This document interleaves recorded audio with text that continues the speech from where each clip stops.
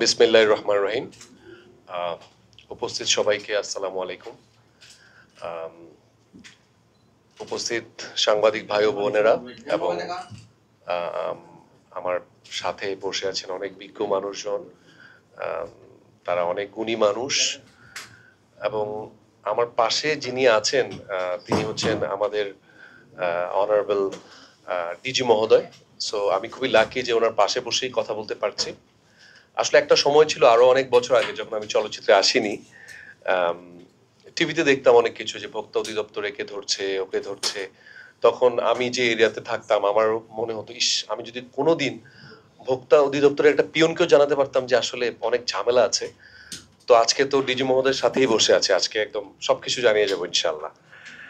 So আজকে আমি আসলে বক্তৃতা দিব না, আমি একটু আমার এক্সপিরিয়েন্স গুলো শেয়ার করব যেন আপনাদের বোরিং না লাগে আসলে। আম, এতক্ষণ সবার কথা শুনছিলাম খুব মনোযোগ দিয়ে। আসলে আমি চলচ্চিত্রের পাশাপাশি আমি আসলে এই স্কিন কেয়ার কসমেটিক্স এর সাথে প্রায় 1.5 বছর ধরে আমি কাজ করে যাচ্ছি এবং এখানেও এসেছিলাম কয়েকবার। তো আমি একদম সরেজমিনে যেগুলো দেখেছি আমার অভিজ্ঞতা থেকে আহ, খুব খারাপ লাগে আসলে। আমরা আসলে আমার কাছে যেটা মনে হয় যে জরিমানার উপর আসলে পৃথিবীতে কিছু নাই। মানে জরিমানা হচ্ছে সবচেয়ে ইম্পর্টেন্ট। আমরা আমরা বাংলাদেশি জাতি হিসাবে জরিমানা করলে আমরা সোজা হয়ে যাব।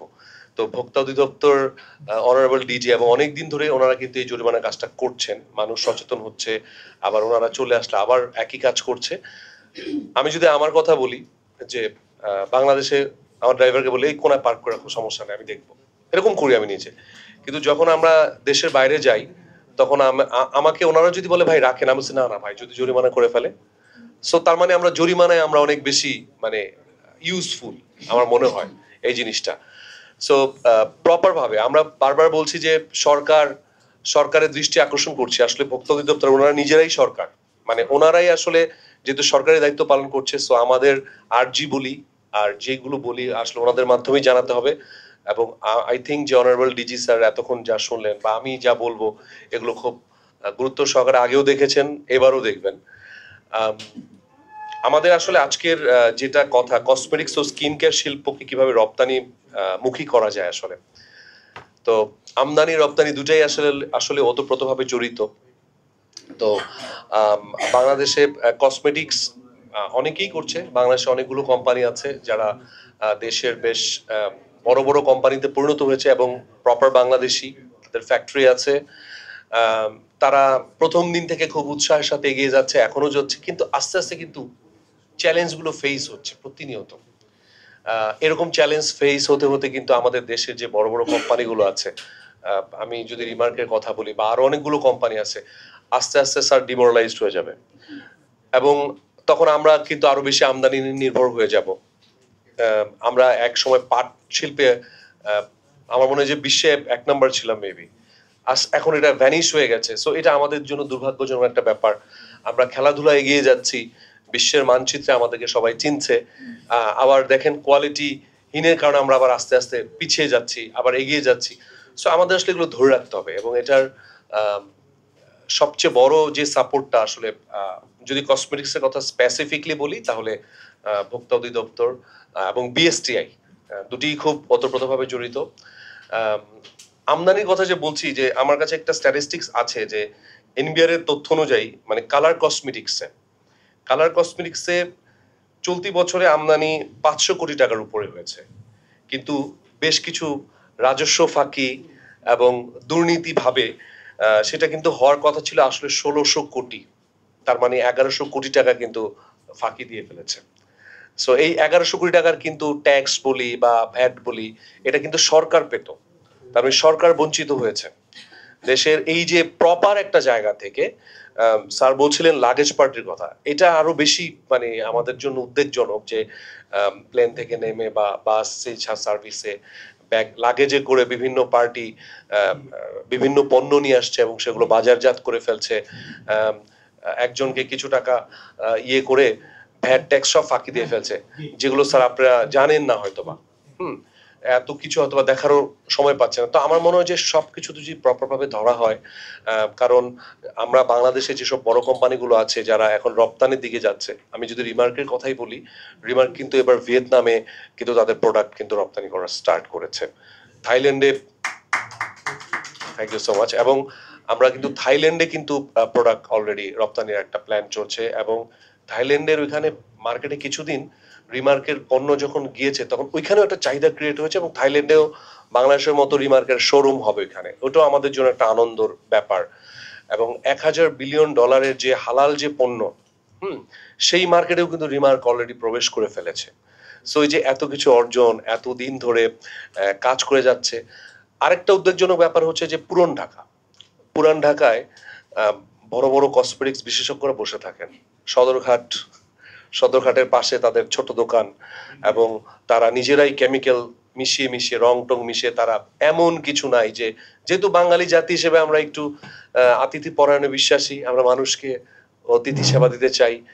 স্যার বলছিলেন গার্মেন্টস এর কথা, আমরা যখনই একটা টি শার্ট বিদেশে পাঠাই ওটা খুব যত্ন, না না না এটা বাংলাদেশের মার্কেটে দেওয়া যাবে না, এটা আমেরিকায় যাবে, এটা ইউরোপে যাবে, তখন কিন্তু প্রোডাক্ট অনেক সুন্দর হয়। কিন্তু আমাদের মানুষরা আমরা ইউজ করতে পারছি না, ওটা আমাদের কাছে খারাপ লাগে। আরে আমাদের দেশে গার্মেন্টস শিল্পের টি শার্ট তৈরি হচ্ছে, আমরা কেন ইউজ করতে পারবো না? ওই যে আমরা মানুষকে দিতে পছন্দ করি। সো কসমেটিক্স আমার মনে হয় যে এমন একটা জায়গা, আমার মনে হয় যে শুধু মেয়েরা নয়, আপু বললো যে শুধু মেয়েরা না, এখন ছেলেরা সমানভাবে সচেতন। এই যে কসমেটিক্স আমি বলি, এবং বাচ্চাদের কথা আসছিল, যে বাচ্চাদের যে লোশন ক্রিম, আমরা তো বিদেশি একটা নাম শুনি, এটা আমার বাচ্চার জন্য খুব ভালো, কিন্তু এটা যে আমার বাচ্চার জন্য কত ক্ষতি হয়ে যাচ্ছে, এটা যে আমার মা বোনের জন্য কত বড় ক্ষতি হয়ে যাচ্ছে, সেটা আমরা বুঝতে পারছি না।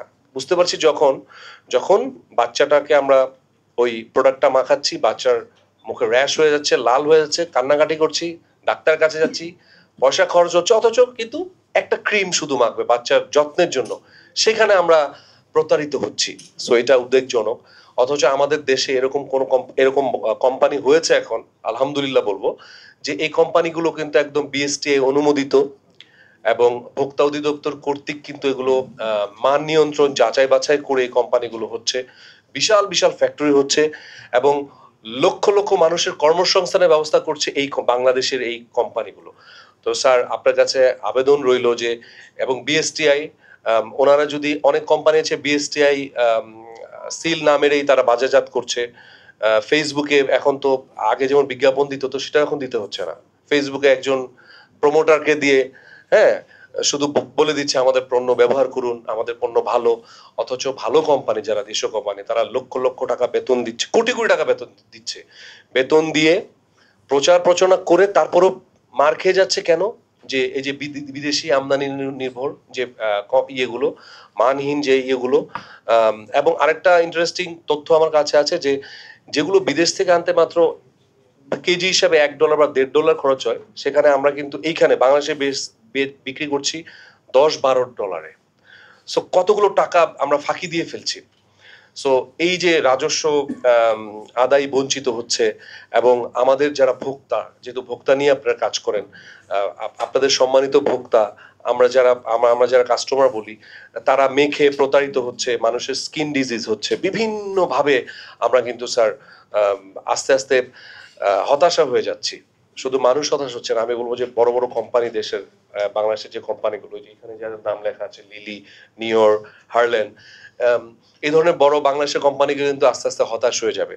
আপনারা যদি ওই জরিমানার সিস্টেমটা আরো স্ট্রংলি যদি না করেন, তাহলে এই বড় কোম্পানিগুলো হারালে কি হবে? তখন ওই অসাধু ব্যবসায়ীরা লাগেজে করে মাল নিয়ে আসবে, আমার বাচ্চাটা স্কিনে ডিজিজে মরে যাবে, আমার বোনটা, আমার মাটা, তারা এইসব ক্ষতির সম্মুখীন হবে। সো বেশি বেশি এগুলোর দিকে একটু স্যার যদি নজর দেন, তাহলে সরকার রাজস্ব আয় হবে, ভোক্তার মানও নিয়ন্ত্রণ হবে, সবকিছুই হবে।